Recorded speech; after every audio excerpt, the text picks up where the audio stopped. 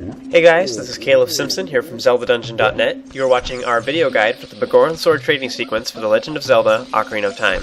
Now before we actually dive into the guide itself, I just want to point out that on the second level of Goron City there are some bombable walls that you can get through by using the bomb flowers nearby, or if you prefer, you can use your bombs. In any case, once you blow your way all the way through, you'll see that there is a giant Goron that lives back here. They cooped him up, maybe they locked him away, maybe he's a troublemaker. In any case, this is Medigoron and his shop, Medigoron's shop, and you can buy Giant's Knives from him for 200 rupees. This awesome two-handed blade does twice as much damage as the Master Sword, but you cannot use your shield at the same time. So, because it does so much damage, it's awesome to kill bosses and also high-health enemies like Stalfos and stuff, so you can kill them really quickly using this awesome weapon. It's also handy for killing some enemies really quickly, like Floor Masters and stuff that are a pain in the butt, so you can kill them in just a couple hits. Now, the one catch about this weapon is that you can only use it a couple times. After slashing a wall or an enemy or whatever a couple times, after only a couple slashes, it will shatter and break, and then you are left with just the broken Giant's Knife. So you can buy it again if you like for another 200 rupees, but it'll just break again. So how do you get this awesome weapon that's really cool? How do you get it to last? And I'm going to show you how to do that. Welcome to my guide. So as we begin tackling this side quest, there are three things we need. First is which is Epona. If you do not have Epona yet, then refer to Chapter 7 of the walkthrough, and I will show you how to do that. The second thing we need is King Zora freed from the red ice, which you will need blue fire to do. You can get blue fire from the ice cavern, or you can also get it from the shop in Kakariko village. So if you use that to free him, you just thaw the ice out. The third thing we need is magic beans planted in the Lost Woods, which is optional, but the one I highly recommend is in front of Dodongo's Cavern. This one saves a lot of time, so once you have all those three things done, we are ready to tackle this side quest.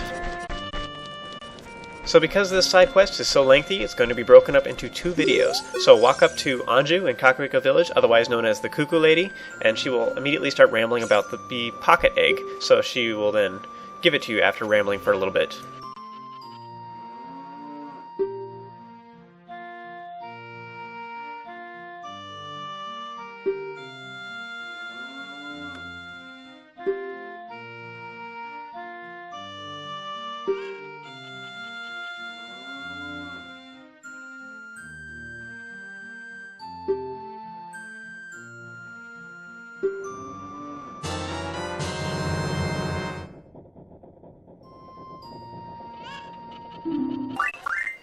Once you've received the pocket egg, you want to play the Sun Song twice in order to hatch it. This will turn it into the pocket Cucco, which you can then use to wake up lazy people. Now apparently the only lazy person in the entire game is Talon, who was the last person we used to wake up with a chicken before as well. Head into this house in Kakariko village and use it to wake up this lazy person. Talon will then wake up and tell you how everything's going terribly wrong at the ranch. If you haven't done the ranch side quest and gotten Epona, then you should do that now. You will need her to complete this side quest. After you've woken up Talon using the chicken, you can then take it over to the Cucco lady, and she will give you a different item instead.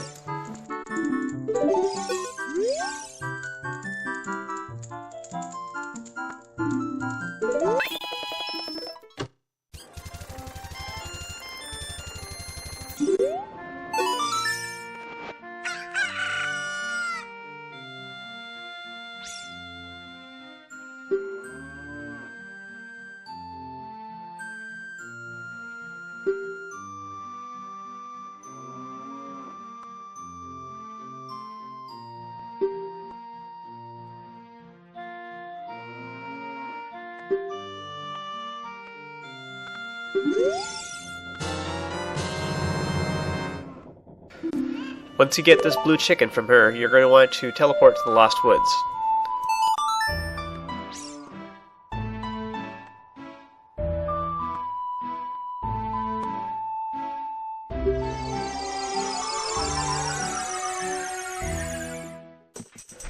So the only place in the entire game that Cojiro will crow is in the Lost Woods. So as soon as you enter the Lost Woods, you want to head off to the left, and you will see that there's a pale guy sitting here, asleep. So his name is Grog, and if you use the blue chicken on him, it will wake him up. He will then talk to you and realize that you must be a nice guy because Cojiro likes you.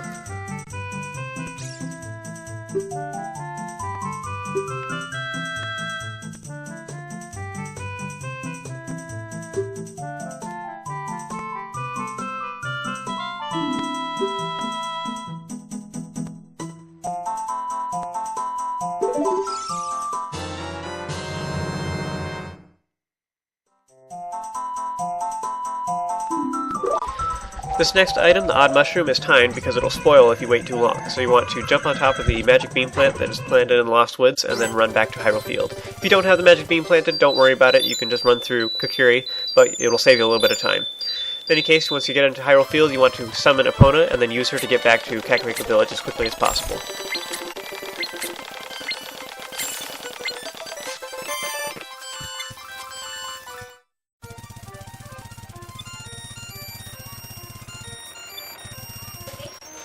The game isn't too clear at this point, but you want to head into the potion shop and then go through the side door inside. This will take you to the back side where we snagged the Cuccos in the past.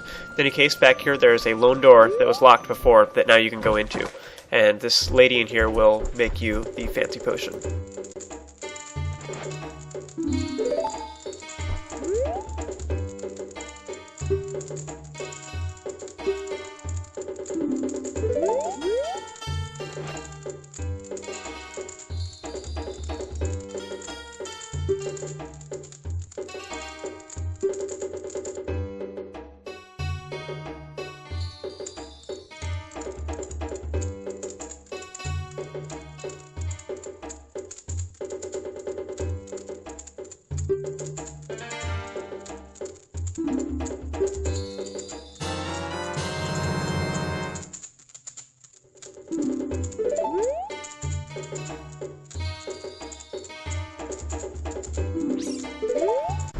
With the odd potion in hand, you want to leave Kakariko Village and head back to the Lost Woods. Go to the left again, and then you'll see that Grog, the pale guy, is no longer there, but there's a little Kokiri girl named Fado who is there in his place. She will then tell you some creepy things about the Lost Woods and say that he has turned into a Stalfos, and she will make the suggestion that you will turn into one too.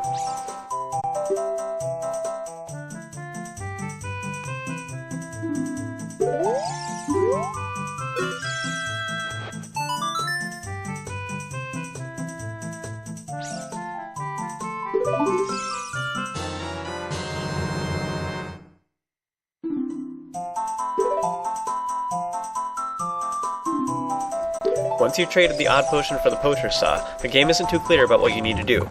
Our next destination is Gerudo Valley, where the carpenters will use the Poacher Saw to complete the bridge.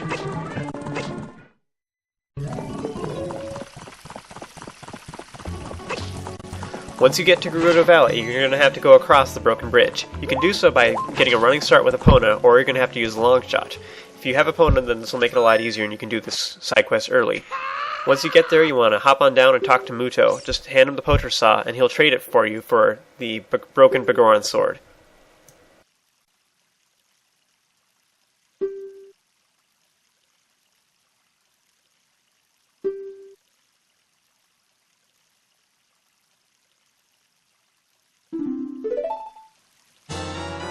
So close and yet so far to our goal. In any case, that is the end of this video. Join me for the next one, and we will continue working our way to getting the Biggoron sword.